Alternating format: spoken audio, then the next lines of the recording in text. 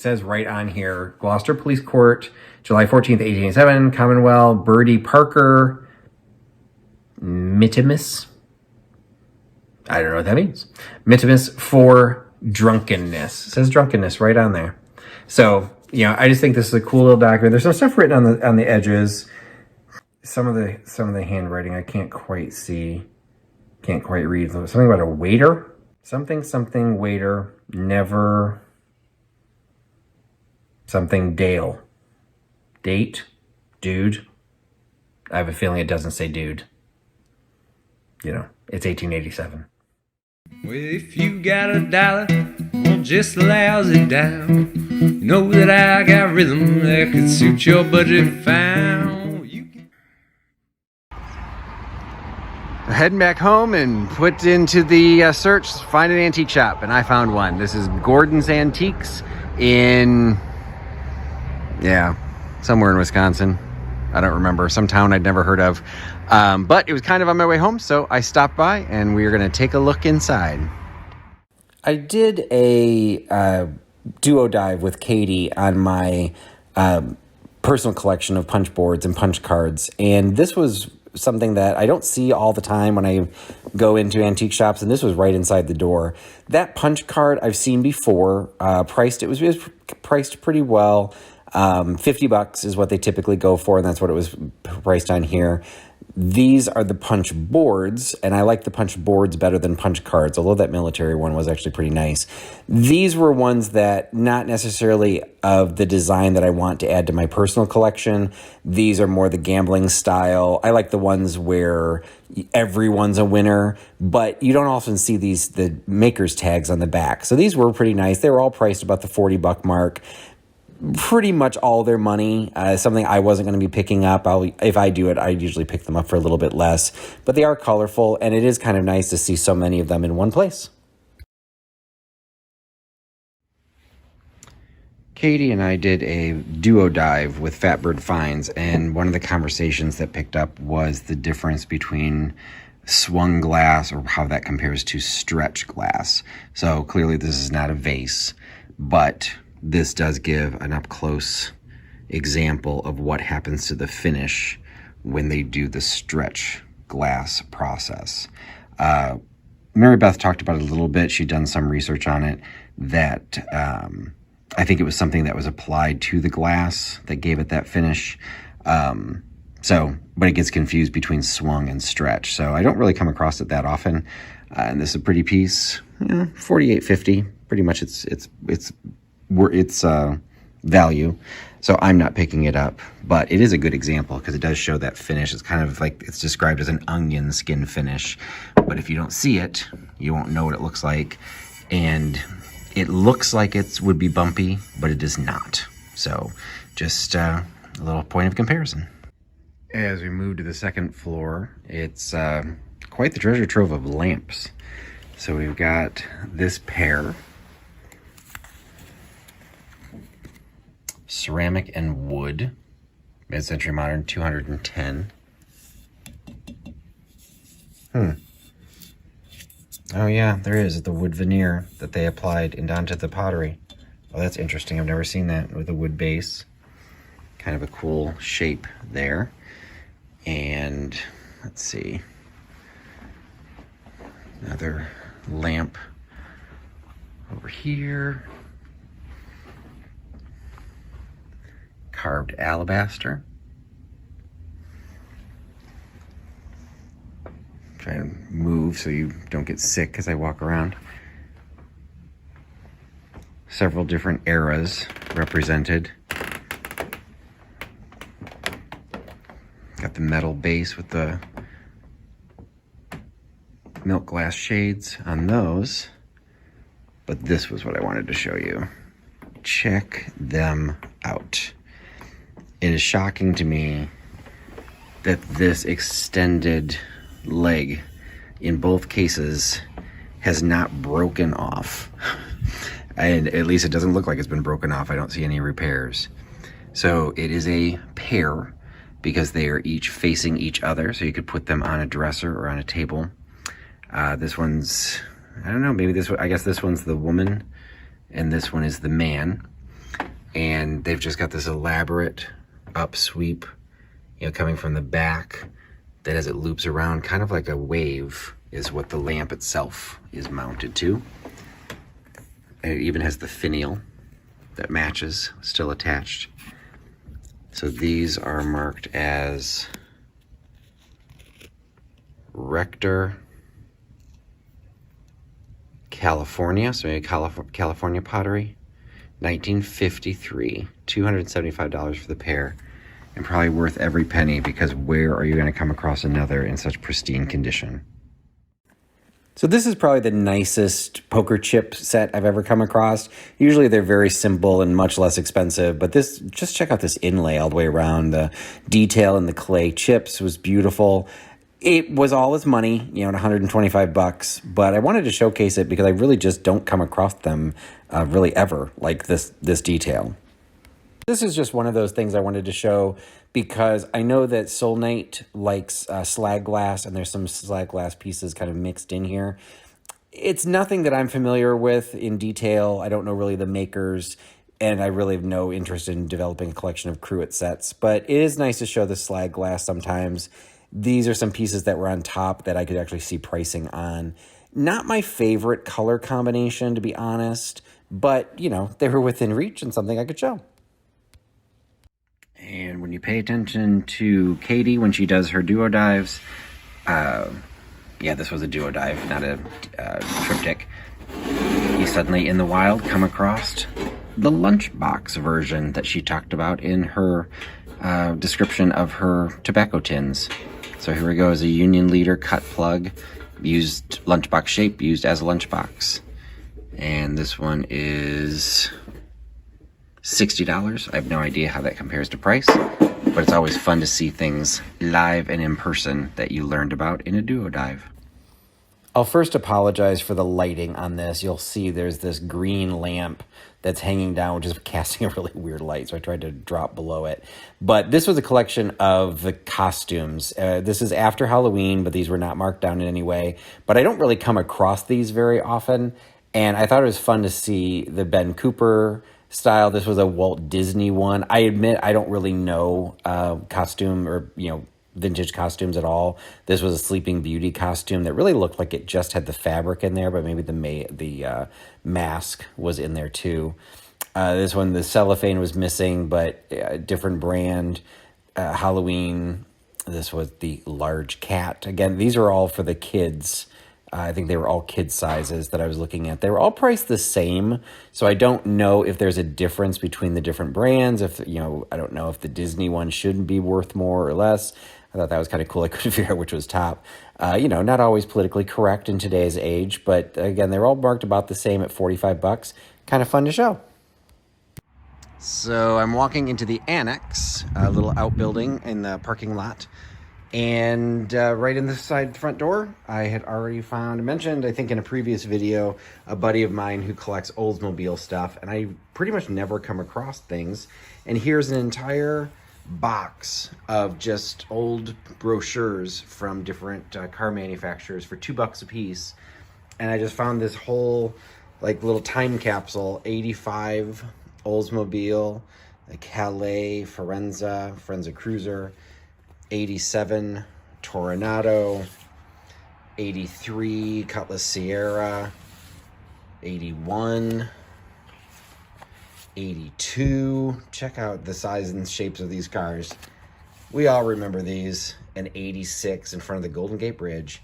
Just a cool little collection. I don't know, he might already have some of these, but for $2, I think these are pretty cool. And if nothing else, if he doesn't want them, I'm sure they'd be great for some junk journaling, because there's just some great photos in here. Again, time capsule for the individual cars. And there's Buicks, there's all kinds of stuff, but I'm picking up the olds for my buddy. And then there's just this little room, and I was thinking, everything would be maybe less valuable, less nice, because it's just this outside. There's no air conditioning, there's no heating. And there's some regular run-of-the-mill stuff, some cigar boxes, pretty nice. But only $3, some really nice items. And then I came down to this, and I'm like, wow, this is a really cool kind of, I don't know what I thought maybe it was the top of a smoker's stand, but it actually has feet. So this was like a desk, like for a desk location. You have a place to put your matches here. I guess, I mean, I'm saying as a smoker stand because I think that's what holds the matches, but technically I don't really see an ashtray. I mean, I guess these could be ashtrays, but there's no place to rest the cigarette. You usually got those little crescents. And I'm not picking this up because it is $73. I think it's worth every bit of the $73, but I will have to admit I'm a little surprised that something this nice is looking, you know, somewhat this grimy in this outdoor location, because that is something that, you know, even just cleaned up a little bit, not polished, would probably get quite a even higher price, breaking over $100 if it was in a proper antique shop. So you never know what you're going to find when you stop at the side of the road for a little antique shop. So that was my visit to Gordon's Antiques in Grafton, Wisconsin. I didn't really do a wrap-up video there because I didn't film, as you saw, I didn't film a lot within the store. It was kind of close quarters. There were a couple people that were wandering in and out. So in a couple of cases, I just did the video and then did a voiceover later. So, and those are harder for me to do. So I realized that I was probably going to end up doing a haul video, and that's what's going to happen now. So I did pick up some items that I showed. One of them being when I was out in the annex, I did pick up all of those Oldsmobile magazines that I mentioned. So those were no surprises. But also in that annex, I showed on the bookcase, I pulled out that Heintz, what ended up being the Heintz Art Metal, like kind of smoking stand, desk organizer, that I am kind of kicking myself that I did not pick up. Admittedly, if you look at that video, I showed the tag really quickly showing the price. It was tagged as a Reed and Barton set, which at the time I had no reason to question that. I assumed it was a Reed and Barton set, which didn't, have a lot of name. I mean, I know who Reed and Barton is, but there's not a lot of cachet to that name necessarily. So it wasn't something, although I really liked the way it looked, not something I picked up or I wanted to pick up at the time. But now that I know it's got that Heintz Art Metal behind it, that's more significant. And some of those pieces go for some big bucks. So we'll see. I might be going back up there in December, and if it's still there, one of you hasn't gone to pick it up, I might pick it up and see what happens. But on the shelf right above that was this. And I did not show this as part of the video. I mean, I glanced over it, but I didn't highlight it because at the time it was sitting on the shelf kind of like this. I saw what it was, and I saw what it was priced. It was priced at $25. I also saw that it was broken. So I kind of show it here. You can see the hand is just kind of like free, just hanging. Like it doesn't seem to be working. So I didn't really think anything of it. But I happened to do a FaceTime chat with Katie from Vintage and Vinyl, who is my go-to person for Rusty, Crusty, and Dusty. And I was showing her some of the tobacco tins and some of the tins that were there. And she did encourage me to pick up this one. So I have this to her to thank for this. This will be in a live sale coming up. But as I was showing her a couple of the items in the annex, she spotted that. And she said, whoa, back up. What is that? So I pulled it out, really not knowing 100% what it was. I mean, I thought it looked kind of cool. On the bottom, says Jefferson Golden Hour. So she said it's called a Jefferson Mystery Clock. So even though it's not working, she said there are currently examples of this on eBay right now, not working condition, that are selling for over $100.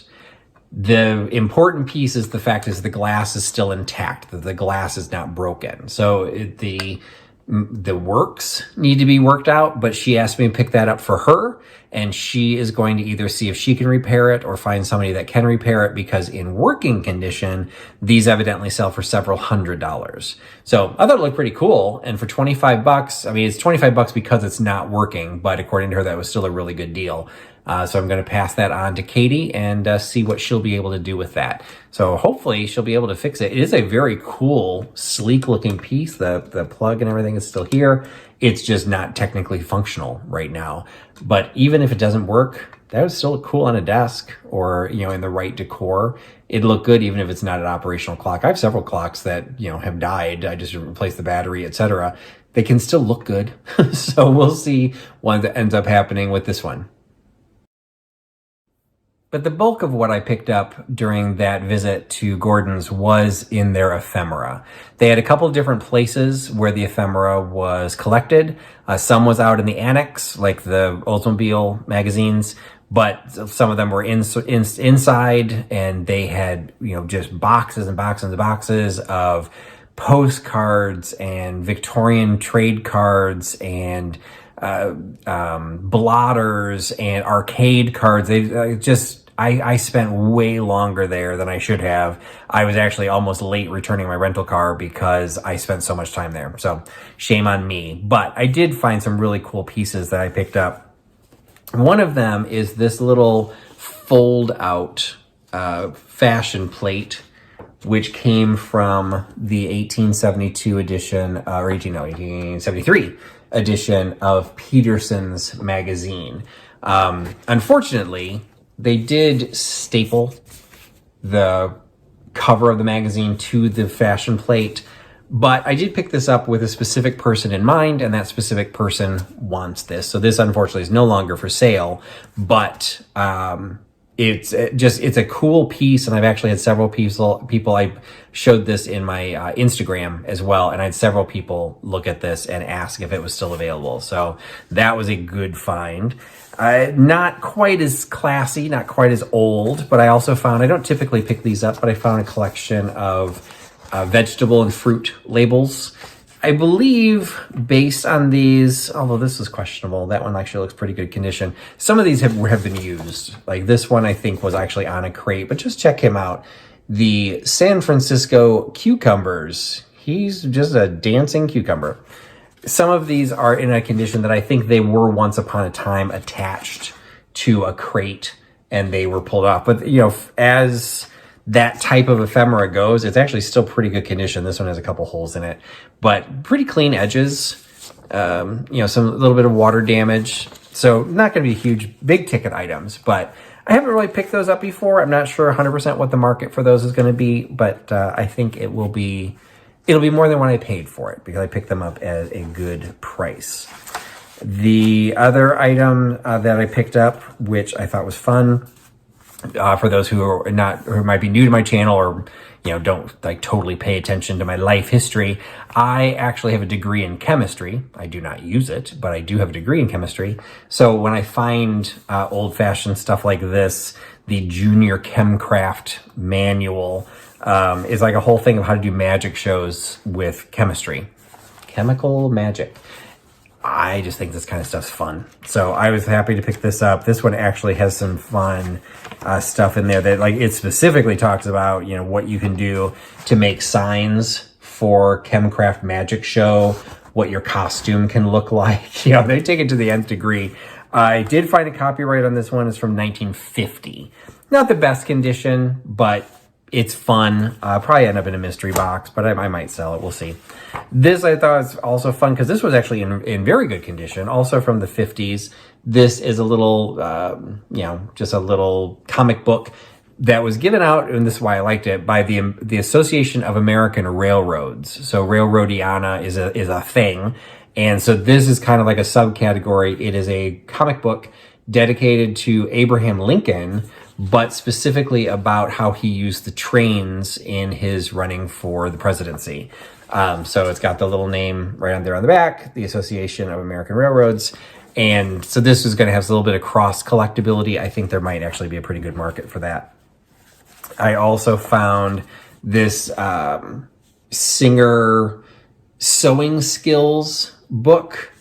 This one also, if I remember right, this was also from the 50s. Price of 95 cents. Did I actually find a copyright on this one? Yeah, 1955.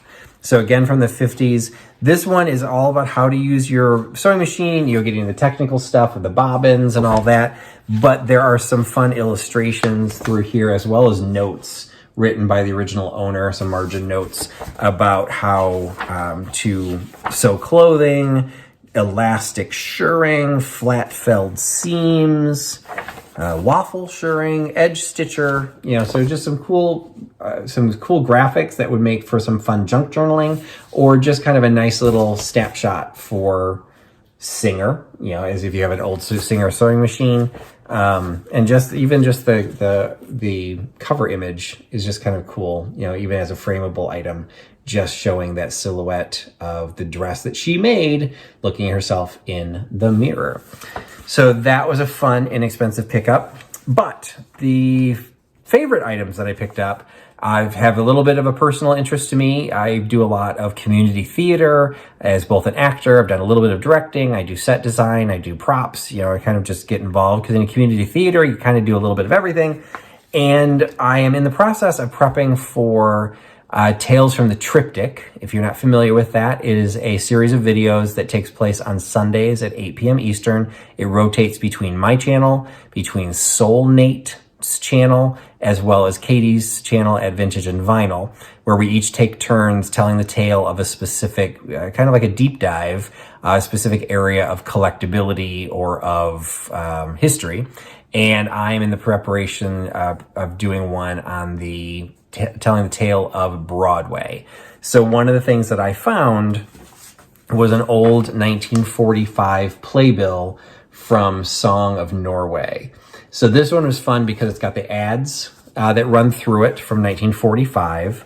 It, of course, has the, as a playbill would, it's going to have the name of the actors. This one I don't think really had anybody particularly famous in it, at least not famous enough that I still recognize their name, this much longer. But 1945, looks like the leads were Gerald Matthews, Grace Carroll, Jackie Lee, Helena Bliss.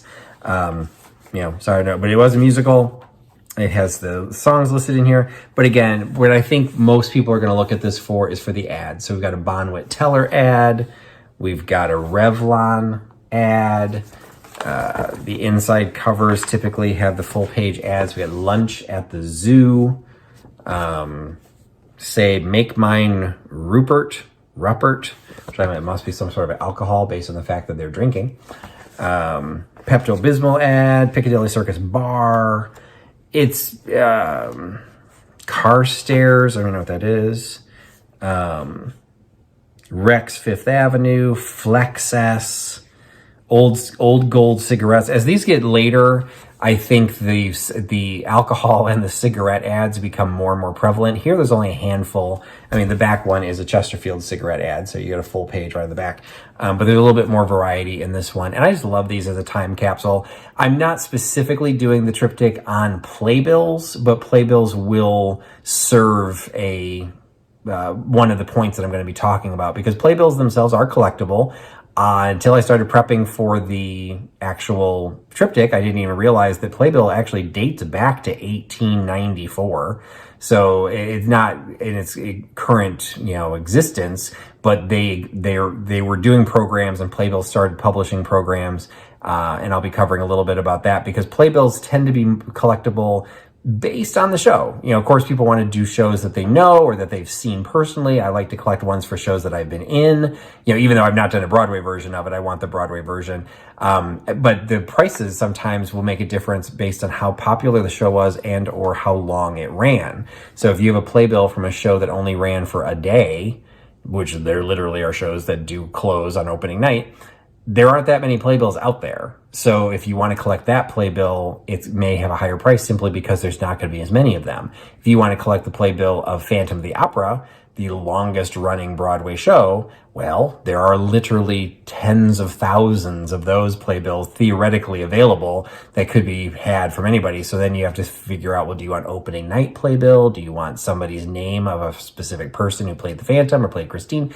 There's a lot of things. So playbills will be talked about. This was just, again, I picked it up at an inexpensive price. I thought that would be a fun one. I did also pick up this one because it's not marked as a playbill, because this one is not actually a New York theater. This was a Chicago-based theater that I did not recognize. And then they had some inserts of some other theater pieces.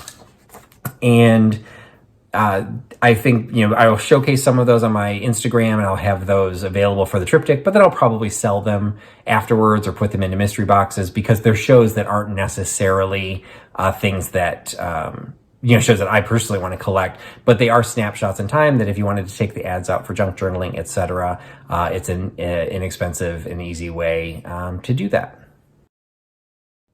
The final item I wanted to show is another piece of ephemera, and it's actually a piece that I almost passed over because at first glance, it didn't seem like anything particularly special.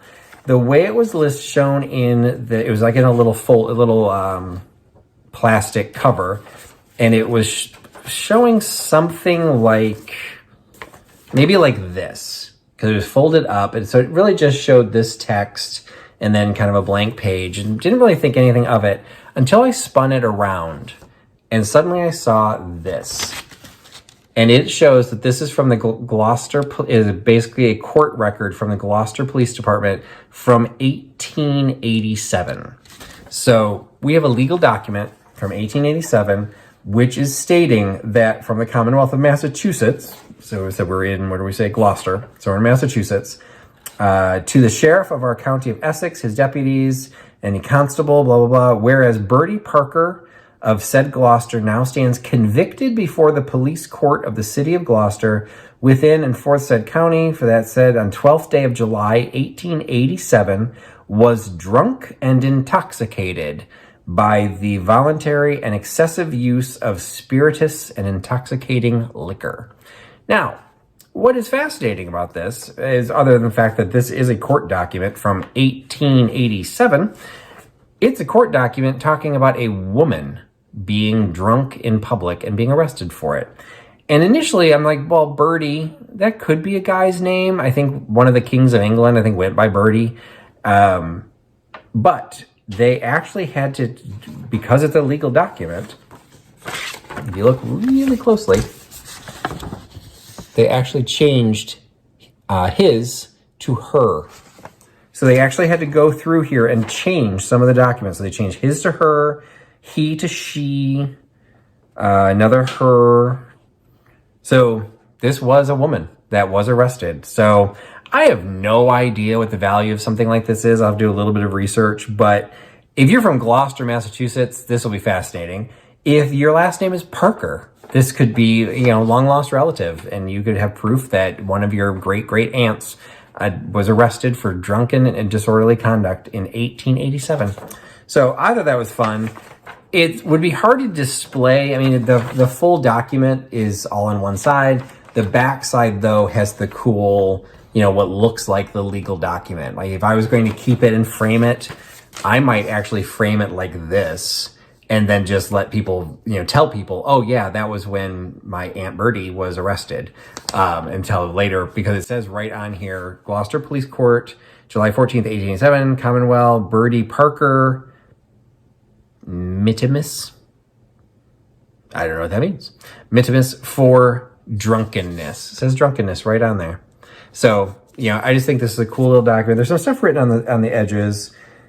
Gloucester.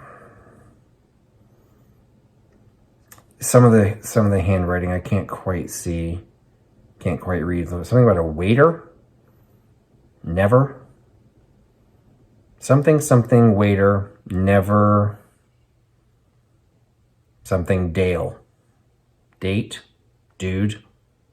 I have a feeling it doesn't say dude. It's 1887. So anyway, fun item. I will definitely be selling it. Not sure for how much, but just like this, just like everything else that I showed, except for the clock, is available. If you are interested in it, it'll eventually show up in a sale, but if you want it now, drop me a note, give me a comment, or drop me an email, and let me know if you're interested in something, and I'm sure we can work out a price and a deal, and I'll sell it to you in advance of my next sale. So that is it. The great little stop. I definitely going to be going back. I think they said they're running a sale for Christmas in December. I'll have to check on the dates on that. That I think I definitely want to go back when I have a little bit more time and spend a little bit more time in the annex, going through more of the boxes. Some of those ephemera boxes were so interesting that I really want to get back in and find more stuff, like maybe Birdie's sister was also arrested. So that is it for this shop with me /haul video. Hope you enjoyed it. If you've gotten this far and you are not a subscriber, I would appreciate you going ahead and hit the subscribe button. If you like the video, share it with your friends, comment, tell me what your favorite item that I showed. All of that type of interaction on these videos does actually help my videos get shown to other people such as yourself who might be interested in my content. So until the next time, I do appreciate you giving me your time, and I appreciate you putting your trust in Trusty Huckster. I will talk to you again soon. Bye-bye. Well, show me a sign if you're wishing me to stay.